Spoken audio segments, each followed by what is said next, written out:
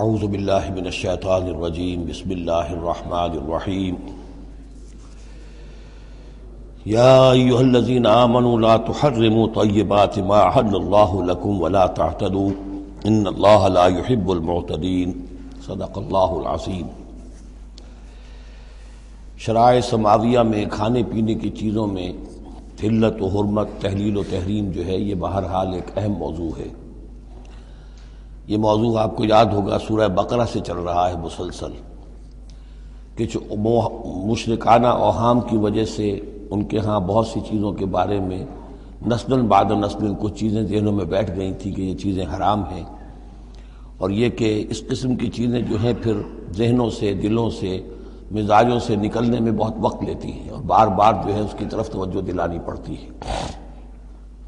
فرمایا یا ایھا الذین آمنوا، اہل ایمان، لا تحرموا طیبات ما احل اللہ لکم، نہ حرام ٹھہرا لو ان پاکیزہ چیزوں کو جنہیں اللہ نے تمہارے لیے حلال ٹھہرایا ہے، ولا تعتدوا، اور حد سے تجاوز نہ کرو۔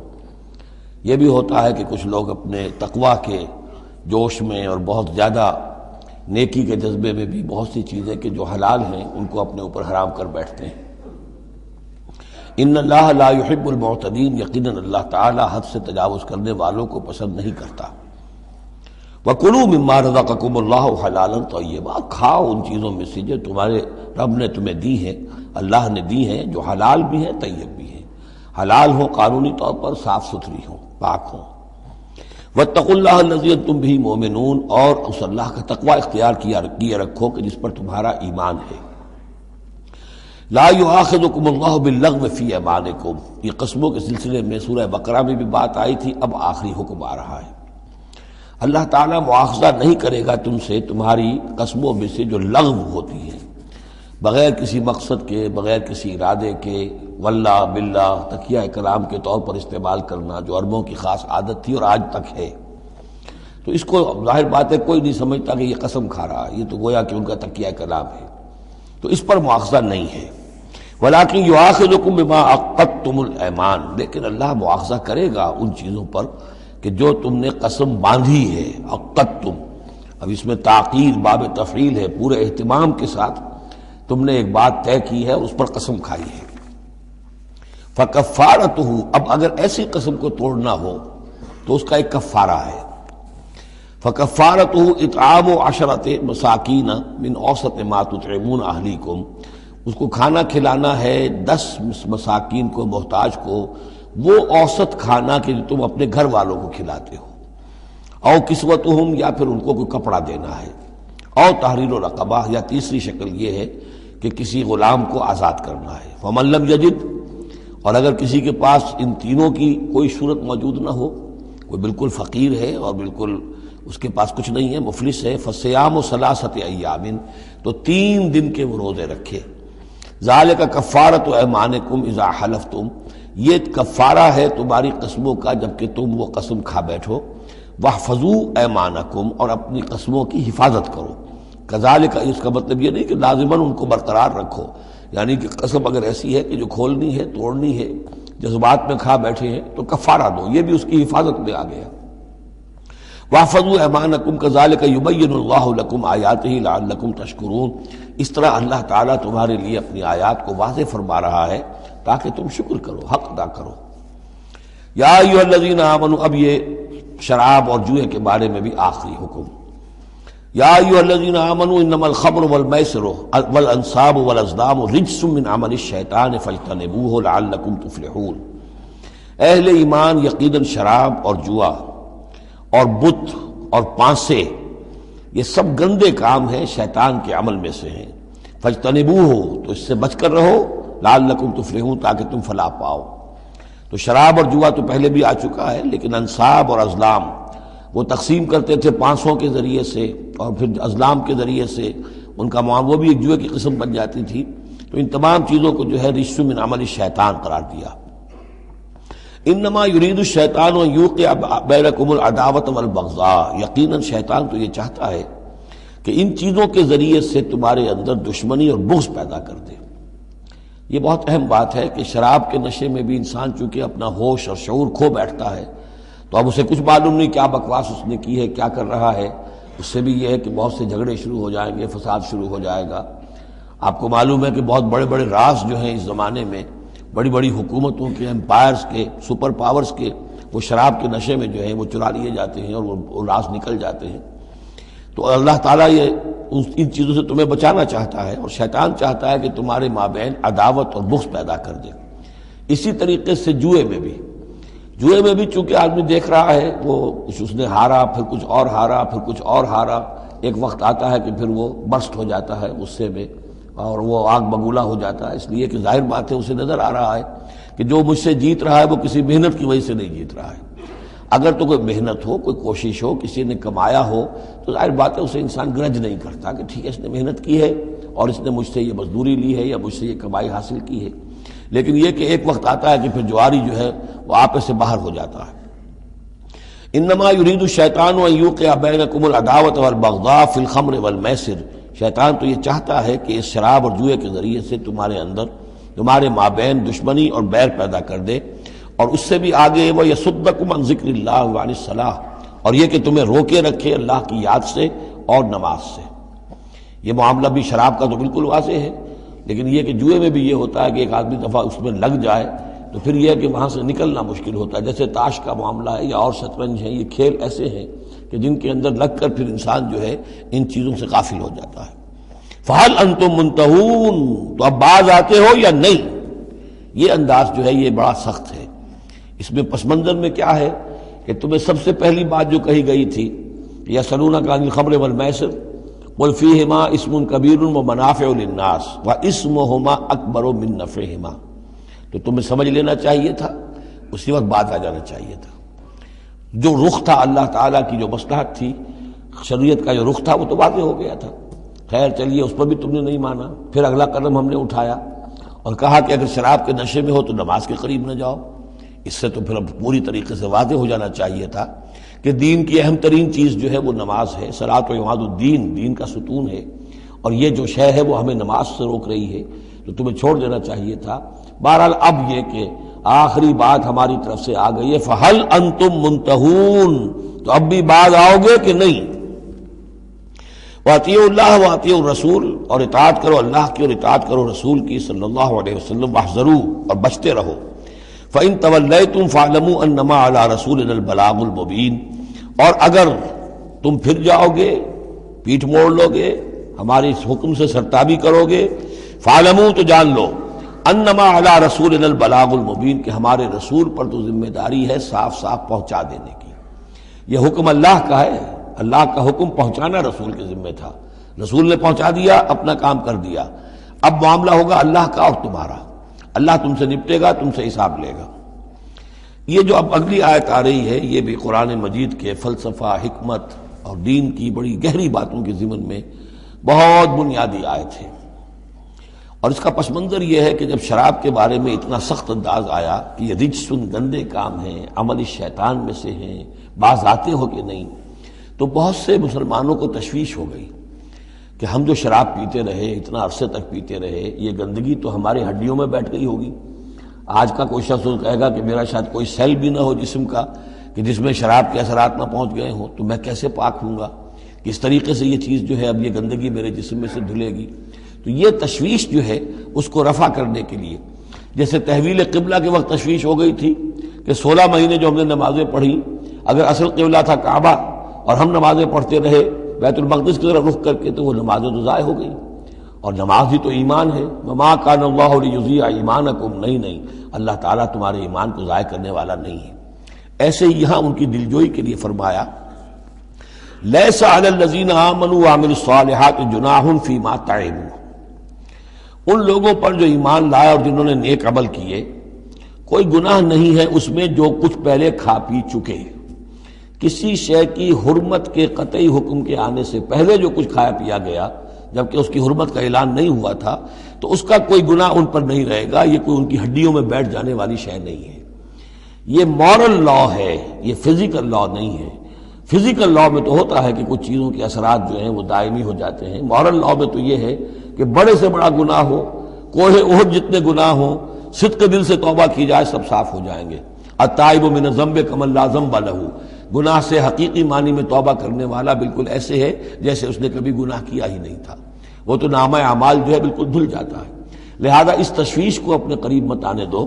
لیس علی الذین آمنوا وعملوا الصالحات جناح فیما طعموا، اب جو آ رہا حصہ، اذا اتقوا وآمنوا وعملوا الصالحات ثم اتقوا وآمنوا ثم اتقوا واحسنوا واللہ یحب المحسنین، جب تک کہ وہ تقوی کی روش اختیار کیے رکھیں اور ایمان لائیں اور نیک عمل کریں، پھر اور تقوی میں بڑھیں اور ایمان لائیں، پھر اور تقوی میں بڑھیں اور درجہ احسان پہ فائز ہو جائیں۔ واللہ یحب المحسنین، اور اللہ تعالیٰ محسنوں سے محبت کرتا ہے۔ یہ تین درجے ہیں اصل میں۔ ایک درجہ اسلام ہے، اللہ کو مان لیا، رسول کو مان لیا اور اس کے احکام پر چل رہے ہیں۔ ایک اس سے اوپر کا درجہ ہے ایمان، کہ وہ یقین کے درجے میں قلب میں وہ ایمان اتر گیا ہو اب، اور جب یہ ایمان قلب کے اندر اتر گیا ہے، وَلَٰكِنَّ اللَّهَ حَبَّبَ إِلَيْكُمُ الْإِيمَانَ وَزَيَّنَهُ فِي قُلُوبِكُمْ، تو اب انہی اعمال میں، نماز پہلے بھی پڑھ رہا تھا، اب نماز کی اور شان ہوگی، اس کی بھی اور کیفیت ہوگی، اس کی زندگی کے اندر ایک نیا رنگ آ جائے گا، صبغۃ اللہ ومن احسن من اللہ صبغہ۔ اس سے بھی آگے جا کر جب یہ ایمان اتنا گہرا ہو جائے کہ بالکل جیسے آنکھوں سے کوئی شخص کسی چیز کو دیکھ رہا ہو تو یقین ہوتا ہے، ان تعبد اللہ کانک تراہ فإن لم تکن تراہ فإنہ یراک، جب یہ کیفیت ہو جائے کہ تم اللہ کی بندگی کرو، اللہ کے لیے جہاد کرو، عمل کرو، بھاگ دوڑ کرو، اللہ کا تقویٰ اتنا ہو جائے کہ جیسے کہ تم اللہ کو اپنی آنکھوں سے دیکھ رہے ہو، تو یہ درجہ احسان ہے۔ حدیث جبرائیل کے جس کو کہا گیا ام السنہ، جیسے سورہ فاتحہ ام القرآن، اساس القرآن، ایسے حدیث جبرائیل ہے ام السنہ، اور ام السنہ میں یہ ساری بات آئی ہے کہ حضرت جبرائیل انسانی شکل میں حضور کی خدمت میں آئے، صحابہ کا مجمع تھا، وہاں انہوں نے سوال کیے، اخبرنی عن الاسلام، مجھے بتائیے اسلام کیا ہے۔ اسلام میں بھی ایمان تو ہے نا، قانونی ایمان، زبانی ایمان تو ہے، لیکن اس کے ساتھ اعمال علیحدہ گنے گئے۔ اس سے اوپر جب ایمان دل میں اتر گیا، اب یہ ایمان کی وہ جو شکل ہے، اس میں اب عمل کو علیحدہ ذکر کرنے کی ضرورت ہی نہیں، اس مرحلے پر آ کر لازماً عمل درست ہو جائیں گے جبکہ ایمان دل میں اتر چکا ہے اور دل میں یقین بن کر جاگزی ہو گیا ہے، اور پھر اور گہرا چلا گیا۔ یوں سمجھیے کہ جتنا جتنا درخت اوپر جا رہا ہے، جڑ نیچے جا رہی ہے نا، جڑ اور ایمان کی گہری ہوئی، اسلام سے ایمان بن گیا، اور گہری ہوئی، اب یہ تیسری منزل احسان کی اس پر فائز ہو گئی۔ تو جب پوچھا گیا کہ اخبرنی عن الاحسان، اے نبی مجھے بتائیے احسان کیا ہے، تو آپ نے جواب دیا، اور یہ جواب تین روایتوں میں تین مختلف الفاظ میں ہے۔ ان تعمل للہ کانک تراہ، ان تخشى اللہ کانک تراہ، ان تعبد اللہ کانک تراہ فإن لم تکن تراہ فإنہ یراک، یہ تینوں میں ہے۔ اللہ کی بندگی، اللہ کی پرستش، اللہ کے لیے بھاگ دوڑ، اللہ کے لیے عمل، اللہ کے لیے جہاد، یہ انسان ایسی کیفیت سے سرشار ہو کر رہا ہو گویا کہ اپنی آنکھوں سے اللہ کو دیکھ رہا ہے۔ تو جب اللہ سامنے ہوگا تو کیسے کچھ ہمارے جذبات عبدیت ہوں گے، کیسی کیسی ہماری قلب کی کیفیات ہوں گی۔ اس دنیا میں بھی یہ کیفیت حاصل ہو سکتی ہے، لیکن یہ اگر بہت کم لوگوں کو حاصل ہو تو اس سے ایک نچلا درجہ بھی ہے احسان کا، کہ کم سے کم یہ بات ہر وقت مستحضر رہے کہ اللہ مجھے دیکھ رہا ہے۔ فَإِن لَمْ تَكُن تَرَاهُ فَإِنَّهُ يَرَاكَ۔ تو یہ تین درجے ہیں جو یہاں آئے، کہ ایک بیس لائن ہے لیس علی الذین آمنوا وعملوا الصالحات، یہ بیس لائن ہے، جناح فیما طعموا اذا ما اتقوا۔ اصل میں ایک کتاب مولانا مودودی صاحب کی ہے، تحریک اسلامی کی اخلاقی بنیادیں، اور بڑی اچھی کتاب ہے، اسلام، ایمان، احسان، لیکن ساتھ ہی تقوی، چار الفاظ انہوں نے لیے ہیں اور چار مراتب قرار دیے ہیں۔ اس میں سے تشریحات تو ساری ٹھیک ہیں، لیکن میں ترتیب کے اعتبار سے اس آیت کی روح سے میرے نزدیک اس میں ایک اصلاح کی ضرورت ہے۔ تقوی کوئی مقام نہیں ہے، تقوی وہ اسپرٹ ہے، ڈرائیونگ اسپرٹ، جو دھکا دیتی رہے گی اور اوپر اٹھائے گی۔ چنانچہ تقوی کی یہاں کی تکرار ہو رہی ہے کہ بیس لائن سے تقوی نے اوپر آپ کو کیا، اب آپ اذا ما اتقوا وآمنوا وعملوا الصالحات، آپ کے ایمان اور عمل صالح میں اور رنگ پیدا ہو گیا۔ ثم اتقوا، پھر تقوی اور بڑھا، تقوی نے آپ کو اور اوپر اٹھایا۔ ثم اتقوا وآمنوا، پھر اب وہ ایمان یقین والا ایمان حاصل ہو گیا۔ اب یہاں عمل صالح کے علیحدہ ذکر کی ضرورت ہی نہیں، جب دل میں ایمان اتر گیا تو حضور نے فرمایا کہ الا ان فی الجسد مضغۃ اذا صلحت صلح الجسد کلہ واذا فسدت فسد الجسد کلہ، تو اس کی حوالے سے اب پورا کا پورا جسم ٹھیک ہو جائے گا. ثم اتقوا، پھر تقویٰ اور ہے تو اس کے نتیجے میں وَأَحْسَنُوا، درجہ احسان پر فائز ہو جائے انسان.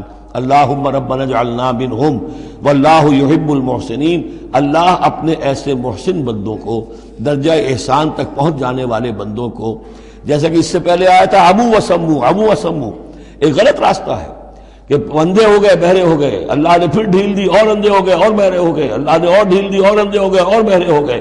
ایک وہ ہے، اور ایک راستہ یہ ہے، اسلام ہے، ایمان ہے، احسان ہے، اور تقویٰ جو ہے اس میں درجہ بدرجہ انسان کو ترقی دلاتا جا رہا ہے. یا ایھا الذین آمنوا لیبلونکم اللہ بشیء من الصید تنالہ ایدیکم ورماحکم لیعلم اللہ من یخافہ بالغیب. کیونکہ اس سورہ مبارکہ کے شروع میں آئی تھی یہ آیت کہ جب تم احرام کی حالت میں ہو تو تم شکار نہیں کر سکتے.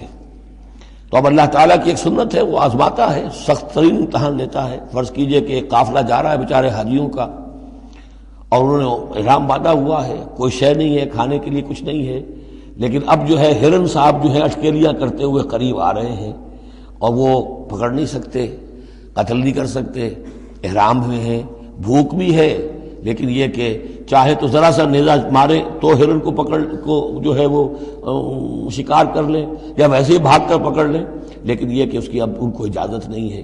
تو اللہ تعالیٰ ایسا کرتا تھا. فرمایا یا ایھا الذین آمنوا، اہل ایمان، لیبلونکم اللہ، لازماً اللہ تمہیں آزمائے گا، بشیء من الصید، شکار کے ذریعے سے، تنالہ ایدیکم ورماحکم، جن کو کہ پا لیں گے آسانی سے تمہارے ہاتھ اور تمہارے نیزے.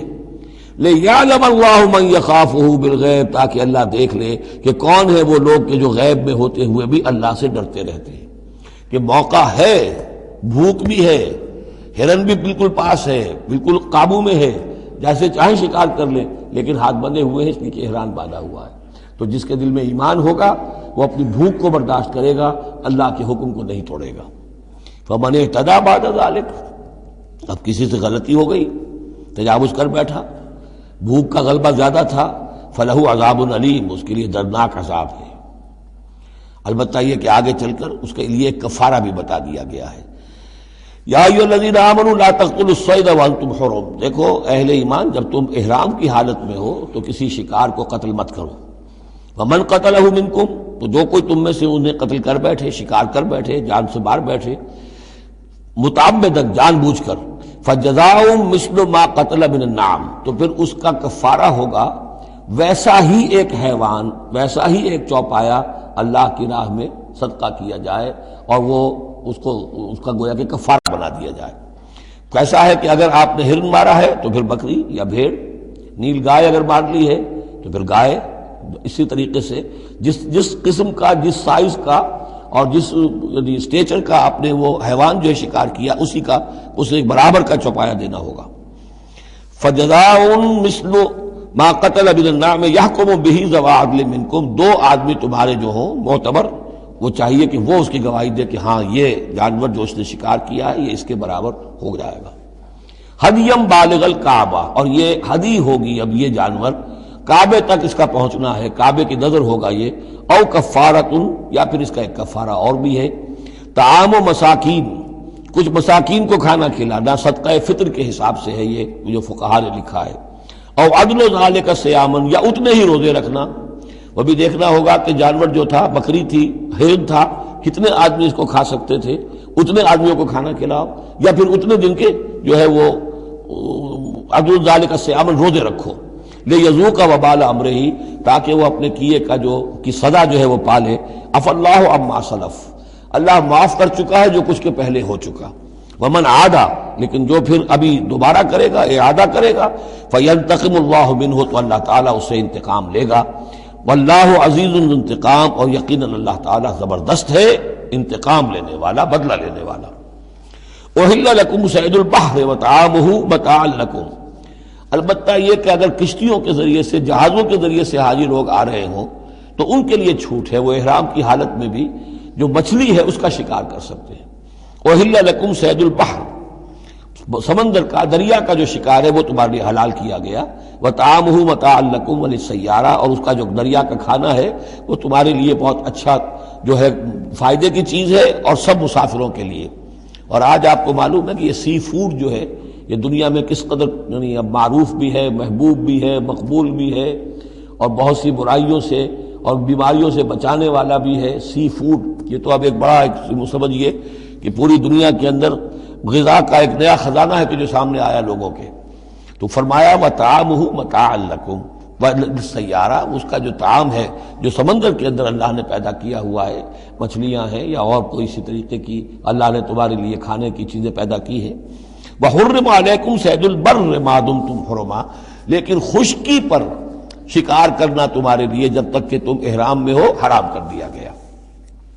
وَاتَّقُوا اللَّهَ الَّذِي إِلَيْهِ تُحْشَرُونَ، اور اللہ کا تقوی اختیار کیے رکھو جس کی طرف کہ تمہیں لازماً جمع کر دیا جائے گا، لے جائے جاؤ گے گھیراؤ کر کے۔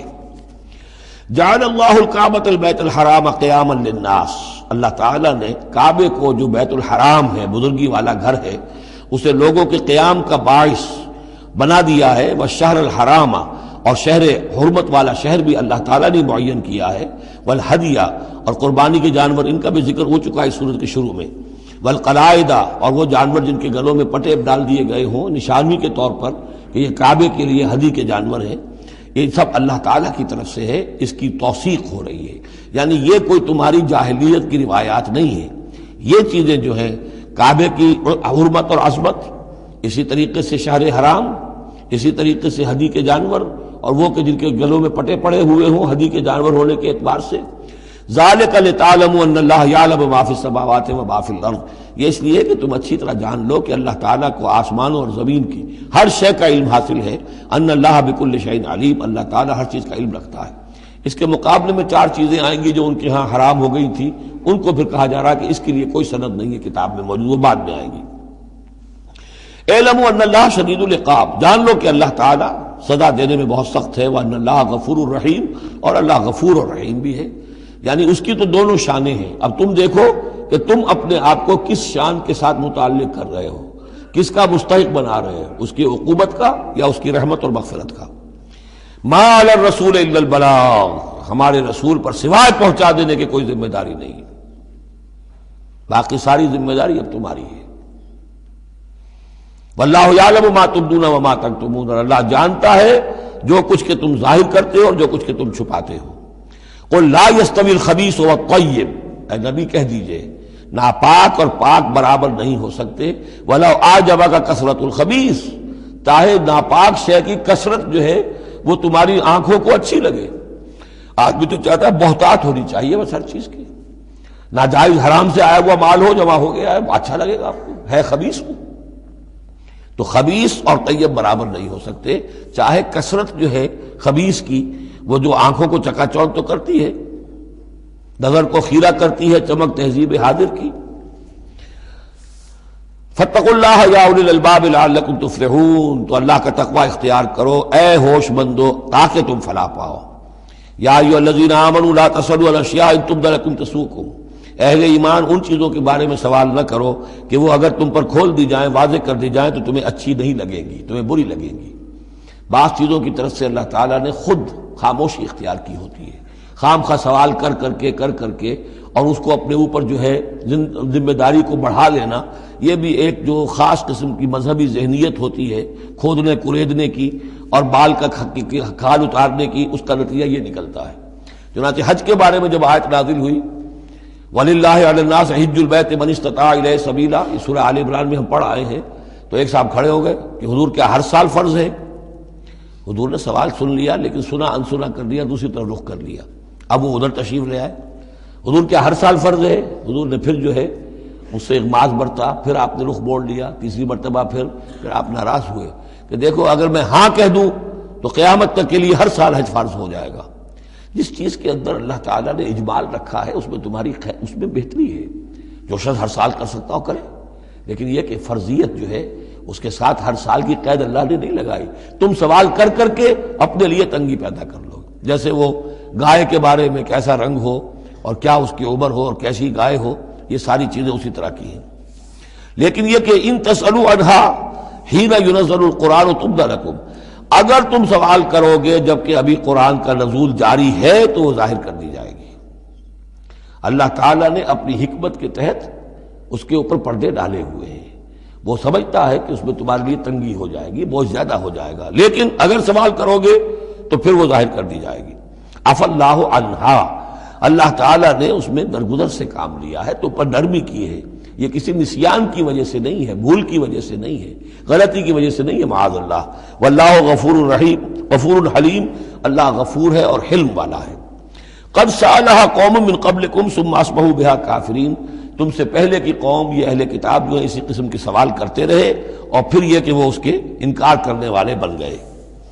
اب یہاں وہ چار چیزیں بھی آ رہی ہیں کہ جو ان کے ہاں بہت زیادہ مقدس ہو گئی تھی. ما جعل اللہ من بحیرۃ ولا صائبۃ ولا وسیلۃ ولا حام. وہاں کیا تھا؟ جعل اللہ الکعبۃ البیت الحرام قیاما للناس والشہر الحرام والہدی والقلائد. یہ چار چیزیں ان کی توثیق ہو گئی کہ یہ تو واقعتاً اللہ کی شریعت کے اجزاء ہیں، ان کا احترام اور ان کی حرمت کو ملحوظ رکھنا لازم ہے. یہ چار چیزیں یہ تمہارے جاہلیت کے دور کے جو مشرکانہ اوہام ہیں ان کی یادگاریں ہیں، اس کے لیے اللہ کی طرف سے کوئی سند نہیں ہے. ان چیزوں کے بارے میں بہت سے اقوال ہیں، لیکن میں یہاں آپ کو پڑھ کر سنا رہا ہوں کہ جو حضرت سعید ابن المسیب رحمۃ اللہ علیہ کی تفسیر صحیح بخاری میں جو ان الفاظ کی آئی ہے وہ مولانا شبیر احمد عثمانی صاحب نے اپنے حواشی میں نقل کی ہے. بحیرہ جس جانور کا دودھ بتوں کے نام کر دیتے تھے کوئی اپنے کام میں نہ لاتا تھا. صائبہ جو جانور بتوں کے نام پر ہمارے زمانے کے سانڈ کی طرح چھوڑ دیا جاتا تھا. وسیلہ جو اونٹنی مسلسل مادہ بچہ جنے درمیان میں نر بچہ پیدا نہ ہو اسے بھی بتوں کے نام پر چھوڑ دیتے تھے. حامی نر اونٹ جو ایک خاص عدد سے جفتی کر چکا ہو اسے بھی بتوں کے نام پر چھوڑ دیتے تھے. تو ان کو چھوڑ دیتے تھے کہ اب یہ کسی کوئی ان کو ہاتھ نہ لگائے، کوئی ان سے استفادہ نہ کرے، نہ ان کا گوشت کھایا جا سکتا ہے، نہ ان سے کوئی خدمت لی جا سکتی ہے، یہ محترم ہو گئے. تو اس کے لیے فرمایا ما جعل اللہ من بحیرۃ ولا صائبۃ ولا وصیلۃ ولا حام ولکن الذین کفروا یفترون علی اللہ الکذب.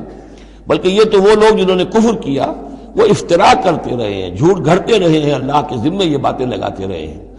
واکثرهم لا یعقلون، ان کی اکثریت جو ہے وہ عقل سے عاری ہے. وَإِذَا قِيلَ لَهُمْ تَعَالَوْا إِلَىٰ مَا أَنزَلَ اللَّهُ وَإِلَى الرَّسُولِ، اور جب ان سے کہا جاتا ہے آؤ اس چیز کی طرف جو اللہ نے نازل فرمائی اور آؤ اللہ کے رسول کی طرف. بمصطفیٰ برسا خیش را کے دی ہم اوست، اگر بہو نہ رسیدی تمام بولا بیست. قالوا حسبنا ما وجدنا علیہ آباءنا، وہ کہتے ہیں ہمارے لیے وہ کافی ہے جس پر ہم نے اپنے آباء و اجداد کو پایا ہے. ان کی روایت یہی ہے، ان کی رسومات یہی تھیں، وہ کوئی جاہل تھوڑا ہی تھے. آج تمہیں عقل آئی ہے، تم نے دین سمجھا ہے، یہ ہمارے بزرگ جو ہیں یہ اتنے عرصے سے یہ کام کرتے چلے آ رہے ہیں. یہی باتیں آج بھی آپ سنتے ہیں. کسی رسم کو آپ کہیں کہ بھائی کوئی سند نہیں ہے اس کی دین میں، نہ کہیں صحابہ کے یہاں اس کا وجود تھا، لیکن یہ کہ کوئی چھوڑنے کو تیار نہیں ہے. اولو کان آباؤہم لا یعلمون شیئا ولا یہتدون، خواہ ان کے آباء و اجداد جو ہیں ایسے رہے ہوں کہ نہ انہیں کوئی علم حاصل ہوا ہو نہ ہی وہ ہدایت پر ہوں. جیسے تم مخلوق ہو اللہ کی، وہ بھی مخلوق تھے. جیسے تم غلط کام کر سکتے ہو اور غلط آراء قائم کر سکتے ہو ویسے وہ بھی غلط کار ہو سکتے تھے. یا ایھا الذین آمنوا علیکم انفسکم لا یضرکم من ضل اذا اہتدیتم، یہ بھی بہت اہم آیت ہے اور اس کے ساتھ ایک واقعہ موجود ہے. لفظی ترجمہ یہ ہے کہ اے لوگو، اے وہ لوگو جو ایمان لائے ہو، تم پر ذمہ داری ہے صرف اپنی جان کی، اپنی ذات کی. لا یضرکم من ضل، جو گمراہ ہو جائے کوئی اور وہ تمہیں کوئی نقصان نہیں پہنچا سکتا. اذا اہتدیتم، جبکہ تم ہدایت پر ہو. الی اللہ مرجعکم جمیعا فینبئکم بما کنتم تعملون، اللہ ہی کی طرف تم سب کو لوٹ کر جانا ہے اور وہ تمہیں بتا دے گا جو کچھ کہ تم کرتے رہے تھے. اس آیت کا ایک غلط مفہوم جو ہے وہ دور صحابہ ہی میں سے بعض لوگوں نے نکال لیا کہ دعوت اور تبلیغ کی کوئی ذمہ داری نہیں ہے، ہر ایک پر ذمہ داری اپنی ہے. کوئی کیا کرتا ہے اس سے مجھے کیا بحث. دیکھو قرآن میں لکھا ہوا یا ایھا الذین آمنوا علیکم انفسکم، مجھے اپنا عمل درست رکھنا ہے. باقی کوئی اور غلط کام کرتا ہے میں خام خواہ اسے روکوں ٹوکوں ناراضی مول لوں، نہیں عن المنکر امر بالمعروف، اس کی کوئی ذمہ داری نہیں ہے. قرآن کہہ رہا ہے علیکم انفسکم لا یضرکم من ضل اذا اہتدیتم، اگر تم ہدایت کے اوپر ہوگے، صحیح راستے پر ہوگے تو کوئی کتنا ہی گمراہ ہو جائے اس کا تمہیں کوئی نقصان نہیں. تو حضرت ابوبکر رضی اللہ تعالیٰ عنہ نے پھر خطبہ دیا باقاعدہ کہ لوگوں میں دیکھ رہا ہوں کہ تم اس آیت کا مطلب غلط سمجھ رہے ہو. مطلب تو یہ ہے کہ تمہاری ساری تبلیغ اور کوشش امر بالمعروف نہی عن المنکر کے باوجود کوئی شخص گمراہ رہتا ہے تو اس کا تم پر کوئی وبال نہیں. یہ بار بار ہم پڑھ چکے ہیں. لا تسألوا عن اصحاب الجحیم، اے نبی آپ سے کوئی باز پرس نہیں ہوگی جہنمیوں کے بارے میں کہ یہ کیسے ہو گیا ہے محمد کہ ہم نے آپ کو بھیجا اور پھر بھی یہ قوم جو ہے جہنم میں چلی گئی.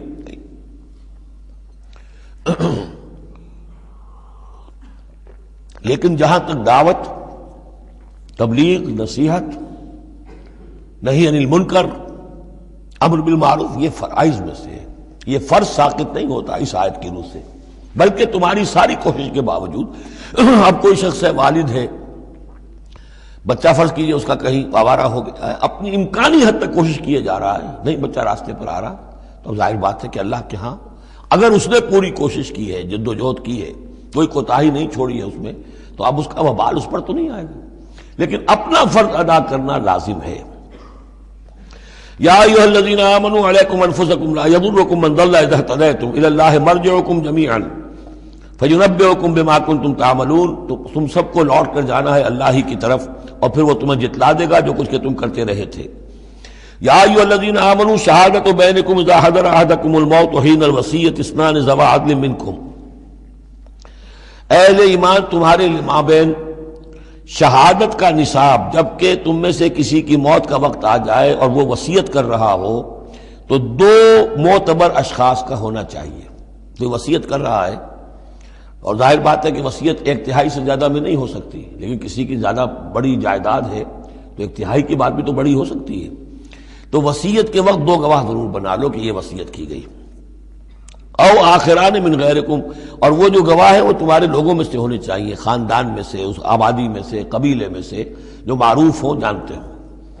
او آخران من غیرکم، لیکن ایک شکل ہو سکتی ہے ان انتم ضربتم فی الارض، اگر تم زمین میں سفر پر نکلے ہوئے ہو اور وہاں موت کی، فاصابتکم مصیبت الموت، وہاں سفر کی حالت میں تم پر موت کا یہ واقعہ جو ہے یہ واقع ہو جاتا ہے، یہ مصیبت موت واقع ہو جاتی ہے. اس صورت میں او آخران من غیرکم، تو دو گواہ ہو سکتے ہیں، وہ تمہارے غیر بھی ہو سکتے ہیں، کسی غیر قوم کے، غیر قبیلے کے. لیکن یہ کہ بہرحال جب عام حالات میں اپنے گھر میں، اپنی بستی میں، اپنے خاندان ہی میں رہتے ہوئے جب کہ کوئی شخص انتقال کر رہا ہے تو اسے وصیت میں گواہ اپنے لوگوں میں سے، رشتہ داروں میں سے، قرابت داروں میں سے دو معتبر آدمیوں کو بنانا چاہیے. تحبسونہما من بعد الصلاۃ، اب اس کے بعد جب یہ کہ اس کا انتقال ہو گیا تو اب یہ کہ وصیت کا مسئلہ آئے گا. لوگ پوچھیں گے کیا واقعی یہ وصیت جو ہے اس شخص کی ہے؟ تو اب ان دونوں کو روکو، کھڑا کرو، من بعد الصلاۃ، نماز کے بعد. مسجد ہے، نماز پڑھی ہے، اب وہ دونوں کھڑے ہو جائیں. فیقسمان باللہ، پھر انہیں چاہیے کہ اللہ کی قسم کھائیں. ان ارتبتم، اگر تمہیں کوئی ان کے بارے میں شک ہو کہ کہیں یہ وصیت کو بدل نہ دیں، کہیں ان سے غلطی نہ ہو جائے، تو ان سے قسم کھلوا لو. حلف کی بنیاد پر وہ اپنا جو ہے وہ وہاں پر شہادت دیں گے. اور پھر انہیں کہنا چاہیے لا نشتری بہ ثمنا، ہم اس کی کوئی قیمت وصول نہیں کریں گے، کوئی ناجائز فائدہ اس سے نہیں اٹھائیں گے. ولو کان ذا قربا، چاہے کوئی قرابت داری کا معاملہ ہو، کسی کے حق میں ہم کوئی ناانصافی نہیں کریں گے. ولا نکتم شہادت اللہ، اور نہیں ہم چھپائیں گے اللہ کی گواہی کو. اب گواہی جو ہے اتنی عظیم شے ہے کہ شہادت اللہ کہا گیا، اللہ کی گواہی، اللہ کی طرف سے امانت ہے. انا اذا لمن العاصمین، اگر ہم ایسا کریں گے تو ہم یقیناً گناہ گار ہوں گے. فإن عثر على انہم استحقا اسما، پھر اگر یہ خبر ہو، یہ شک ہو، یہ اطلاع ملے کہ ان دونوں نے تو گناہ کمایا ہے، جھوٹ بولا ہے، حلفیہ بیان بھی غلط دیا ہے، وصیت میں ترمیم کی ہے، وصیت کو بدل دیا ہے، اس کے باوجود کہ نماز کے بعد حلف اٹھا کر یہ بات کر رہے ہیں. آخر انسان ہے، ہر معاشرے میں ہر طرح کا انسان ہر وقت موجود رہتا ہے. فآخران یقومان مقامہما، تو اب دو اور لوگ کھڑے ہوں جو کہ ان کی جگہ پر اب کھڑے ہوں. من الذین استحق علیہم الاولیان، کہ جن کے حق کو تلف کیا ہے ان پہلوں نے، وہ کھڑے ہوں گے اب کہ ہمارا حق یہ لوگ تلف کر رہے ہیں، وصیت کے اندر انہوں نے خیانت کی ہے. فیقسمان باللہ، اب وہ قسم کھائیں گے اللہ کی، لشہادتنا احق من شہادتہما، ہماری گواہی زیادہ حق ہے، برحق ہے، صحیح ہے، درست ہے ان کی گواہی سے، وما اعتدینا، اور ہم نے ہرگز کوئی زیادتی نہیں کی ہے، انا اذا لمن الظالمین، یقیناً اس صورت میں ہم ظالم ہوں گے۔ ذالک ادنا، یہ طریقہ کار قریب تر ہے اس سے، ان یاتوا بالشہادۃ علی وجہہا، کہ لوگ شہادت کو بالکل صحیح فیس ویلیو پر پیش کریں، کیونکہ انہیں یہ معلوم ہوگا کہ ہم نے جھوٹی قسم کھا بھی لی، تب بھی جو دوسرا فریق ہے وہ بھی اگر قسم اٹھا گیا تو ہماری وہ جھوٹی قسم جو ہے وہ بھی ضائع ہو جائے گی، لہذا وہ پھر اس کی ہمت نہیں کریں گے۔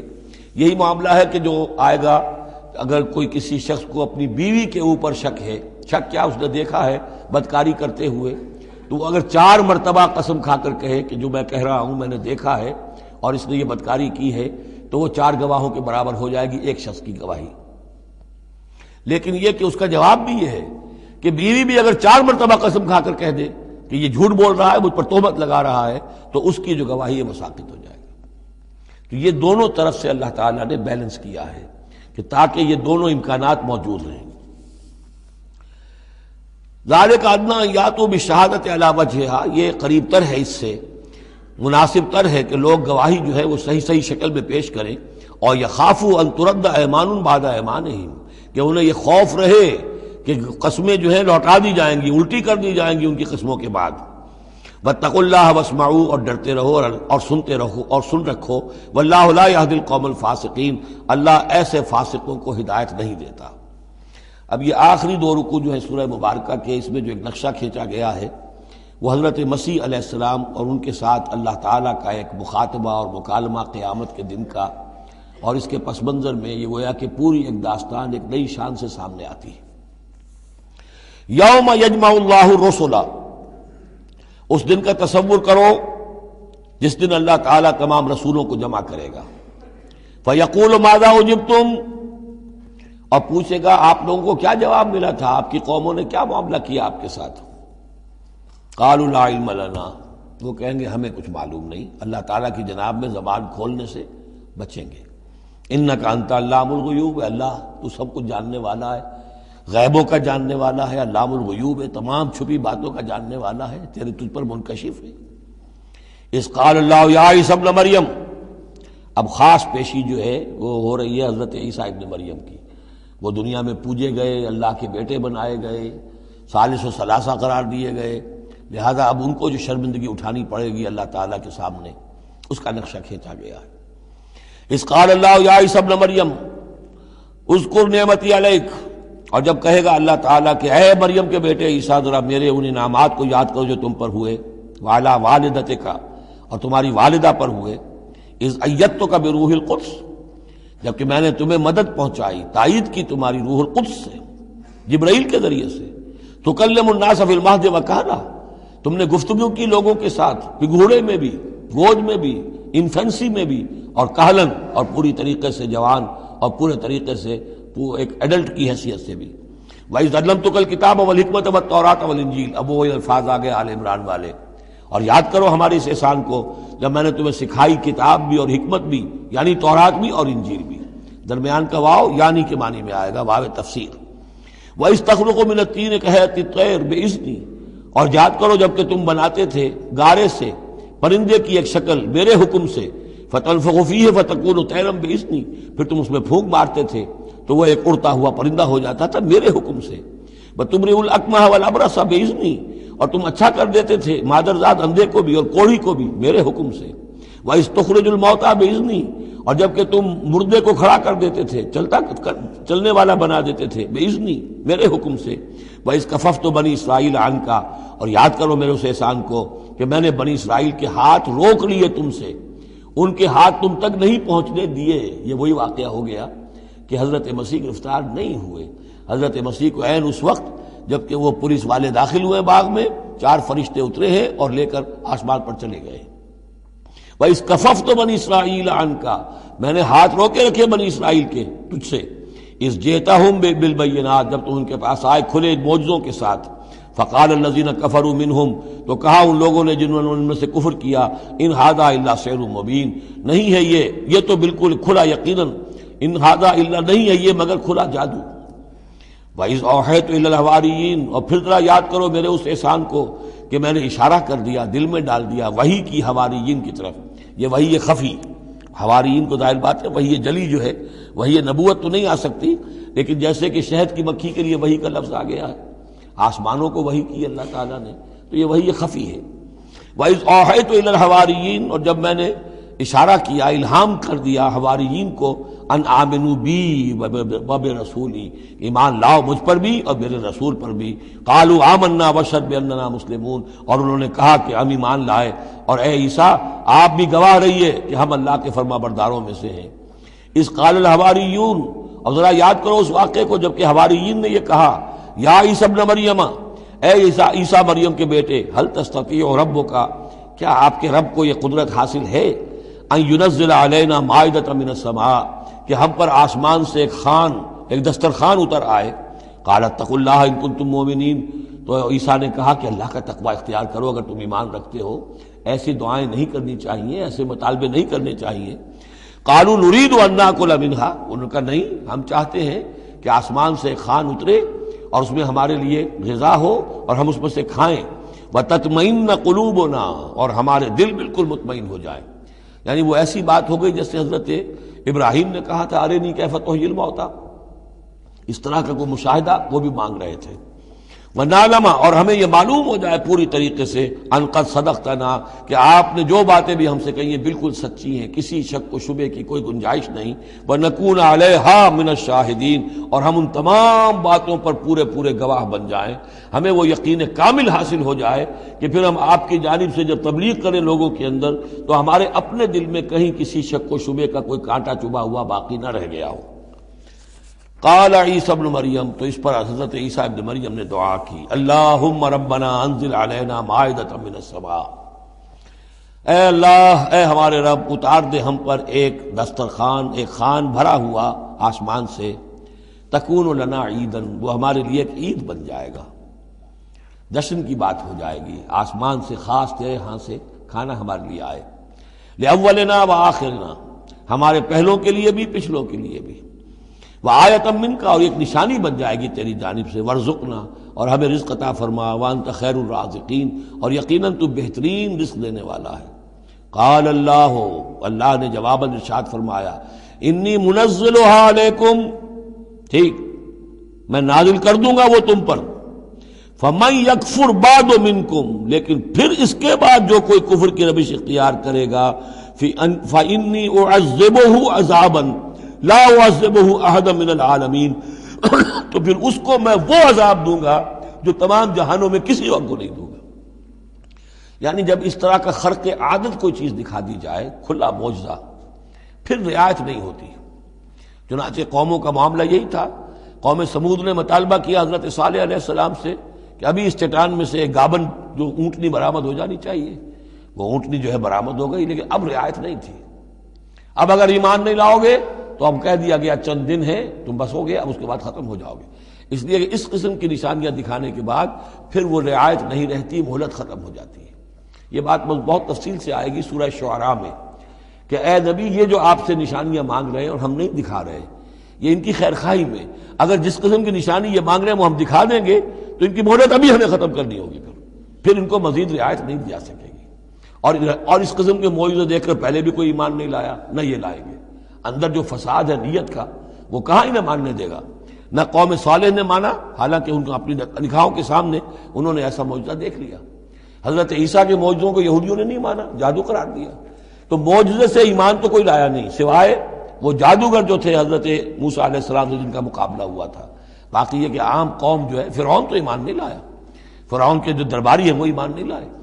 تو اس لیے یہ جو ہوتا ہے کہ اگر کوئی اس قسم کی نشانی دکھا دی جائے تو یہ اصل میں پھر لوگوں کے لیے اس اعتبار سے ان کے خلاف جا پڑتی ہے کہ ابھی اللہ کچھ اور مہلت دیتا، کچھ اور ڈھیل دیتا، کچھ اور لوگ سمجھ لیتے، کچھ اور لوگوں کو ایمان کی توفیق مل جاتی اور وہ سلسلہ بند ہو جاتا ہے.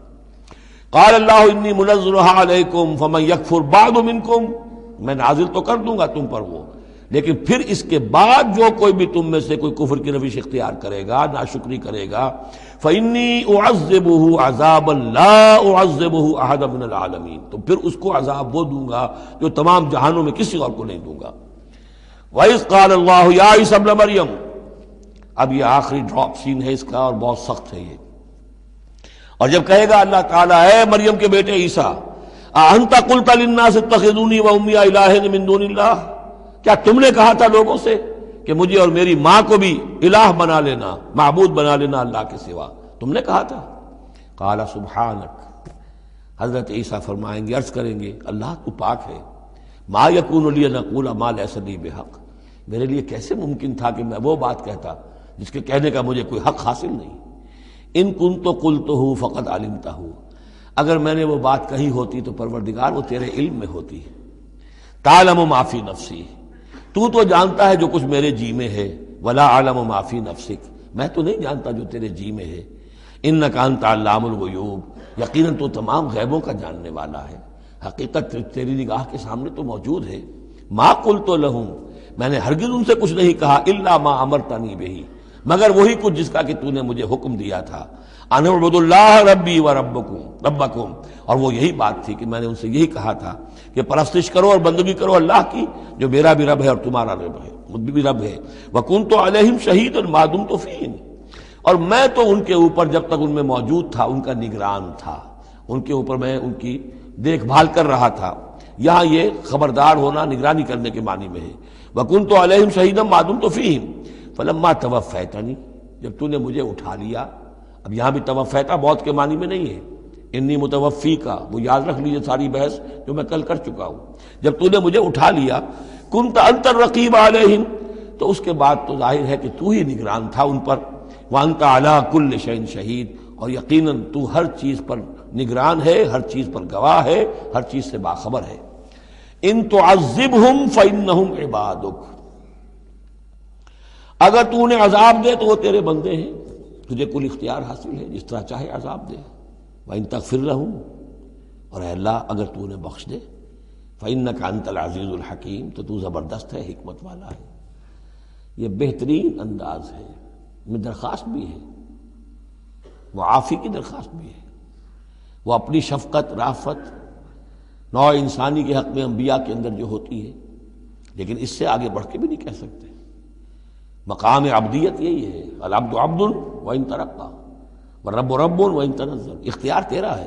ان تعذبهم فانهم عبادك، اے اللہ تو اگر انہیں عذاب دے تو تیرے بندے ہیں، تیری مخلوق ہیں۔ وان تغفر لهم، اور اگر تو معاف فرمانا چاہے تو تجھ سے تو کوئی بات پرس نہیں کر سکتا، کوئی جواب طلبی نہیں کر سکتا کہ تو نے کیسے معاف کر دیا۔ وان تغفر لهم فانك انت العزیز الحکیم، تجھے ہر اختیار حاصل ہے، تو زبردست ہے، حکمت والا ہے۔ قال اللہ ھذا یوم ینفع الصادقین صدقہم، اللہ فرمائیں گے، اب جیسے میں نے ڈراپ سین کہا تھا، یہ پوری پیشی جو ہے اس کا آخری نقشہ کیا ہوگا۔ اللہ فرمائے گا یہ آج کا دن وہ ہے جس دن سچوں کو ان کی سچائی فائدہ پہنچائے گی۔ قال اللہ ھذا یوم ینفع الصادقین صدقہم، ان کا صدق ان کے حق میں مفید ہوگا۔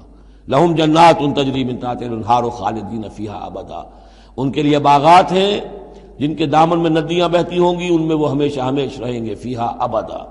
رضی اللہ عنہم ورضوا عنہ، اللہ ان سے راضی ہو گیا اور وہ اللہ سے راضی ہو گئے۔ یہ آخری مقام ہے، رضامندی باہمی، اللہ تم سے راضی، تم اللہ سے راضی۔ رضی اللہ عنہم ورضوا عنہ، ذالک الفوز العظیم، اور یہی ہے بہت بڑی کامیابی۔ للہ ملک السماوات والارض، اللہ ہی کے لیے ہے آسمانوں اور زمین کی بادشاہی، وما فیہن، اور جو بھی ان سب میں ہے اس کی بادشاہی، اس کا اختیار اسی کے ہاتھ میں ہے۔ وہو علی کل شیء قدیر، اور وہ ہر چیز پر قادر ہے۔ یہاں اللہ کے فضل و کرم سے سورہ انعام، سورہ مائدہ ختم ہوئی، نوٹ کر لیجئے، سورہ نساء پر پہلی منزل ختم ہو گئی تھی۔ سورہ مائدہ پر مکی اور مدنی جو سورتوں کے گروپ سے ان کا پہلا گروپ ختم ہو گیا۔ ایک مکی سورت سورہ فاتحہ، اگرچہ حجم میں بہت چھوٹی، مانن بہت عظیم، پورے قرآن کے ہم وزن۔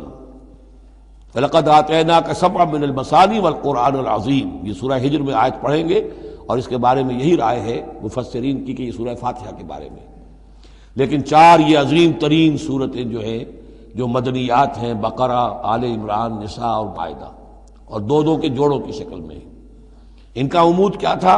ایک تو شریعت آسمانی مکمل، نمبر دو اس میں اہل کتاب سے گفتگو، رد و قضا، ان پر الزام، انہیں دعوت، وہ سارا جو کچھ تھا، ان کی غلط باتوں پر تنقید، ان کی غلط عقائد کی نفی، ان کی تاریخ کے اندر جو جو اہم واقعات ہیں ان کا تذکرہ، پھر اس کے نتیجے میں ان کا معزول کیا جانا اس منصب سے جس پر وہ 2000 برس سے فائز تھے، امت محمد صلی اللہ علیہ وسلم کا فائز کیا جانا، یہ بھی آخری درجے میں اس گروپ میں یہ بات مکمل ہو گئی۔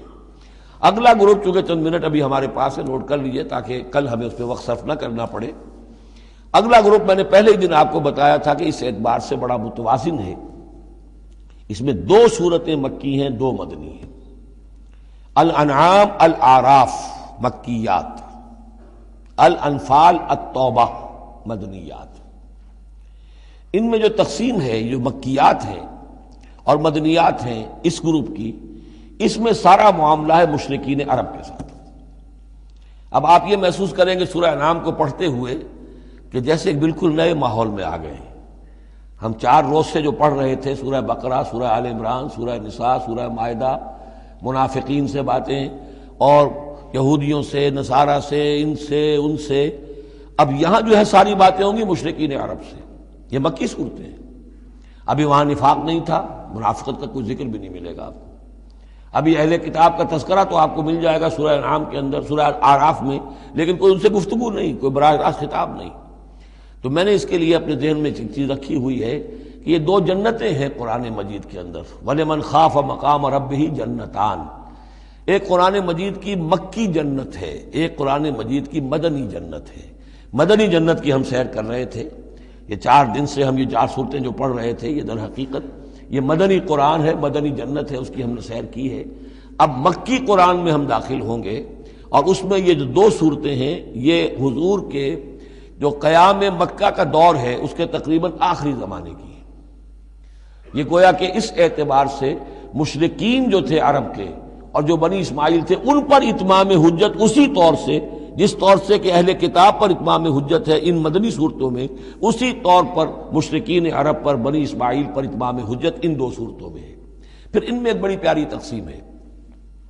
مکی صورتوں میں چونکہ ظاہر بات ہے کہ اہم ترین مضمون ایمان کا ہوتا ہے، اللہ کو مانو، اللہ کی نعمتوں کا اقرار کرو، اللہ کے رسول کو مانو، اور ان میں جو استدلال ہوتا ہے وہ شاہ ولی اللہ دہلوی رحمۃ اللہ علیہ کی اصطلاحات کے حوالے سے آپ کو بتا رہا ہوں کہ 2 طریقے سے اللہ تعالیٰ توحید کی طرف لوگوں کو لاتا ہے۔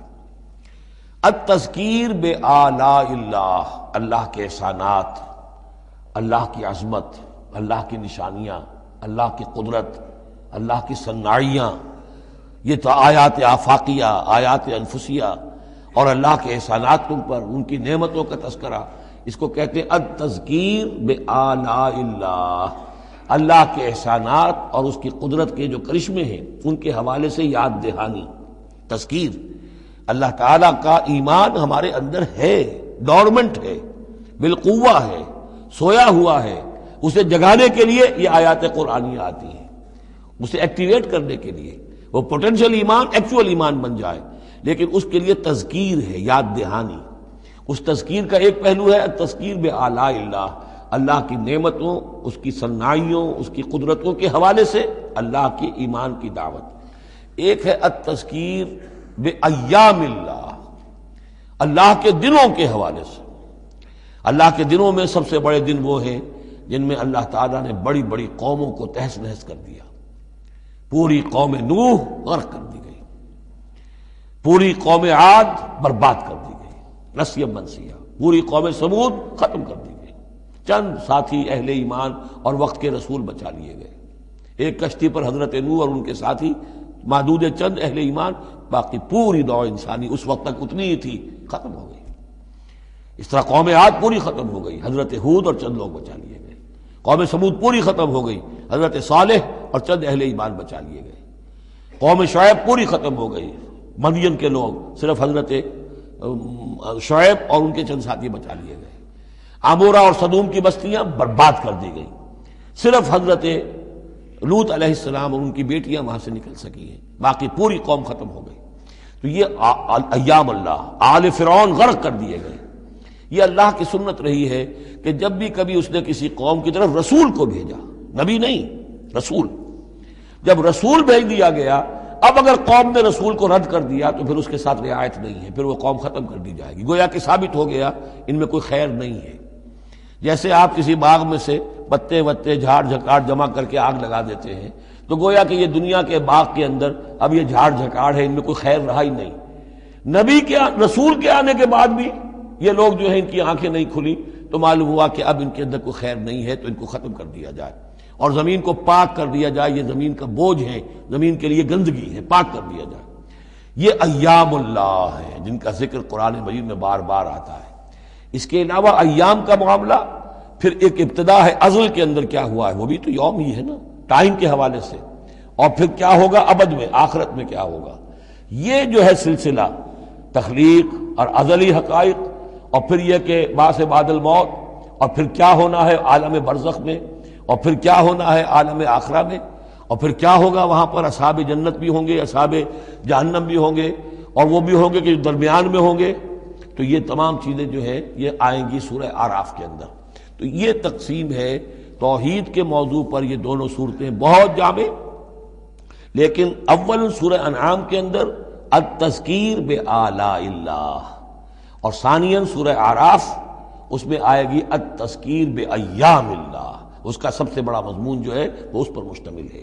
انشاءاللہ تعالی کل ہم اس کا مطالعہ شروع کریں گے، اور اس کے بارے میں ایک روایت یہ بھی ہے اس سورہ انعام کے بارے میں کہ یہ پوری سورت ایک ہی وقت میں نازل ہوئی ہے۔ سورہ بقرہ کی آیات مختلف اوقات میں نازل، سورہ مائدہ اسی طریقے سے، لیکن یہ سورت پوری کی پوری بیک وقت نازل ہوئی ہے، اور الفاظ یہ آتے ہیں کہ 70,000 فرشتوں کے جلوں میں حضرت جبرائیل علیہ السلام اس سورت کو لے کر اترے، اور یہ پوری سورہ انعام ایک ہی نشست میں، یوں سمجھیے ایک ہی تنزیل کے اندر یہ جوں کی توں اسی طرح پوری کی پوری اتری ہے۔ بارک اللہ لی ولکم فی القرآن العظیم ونفعنی وإیاکم بالآیات والذکر الحکیم۔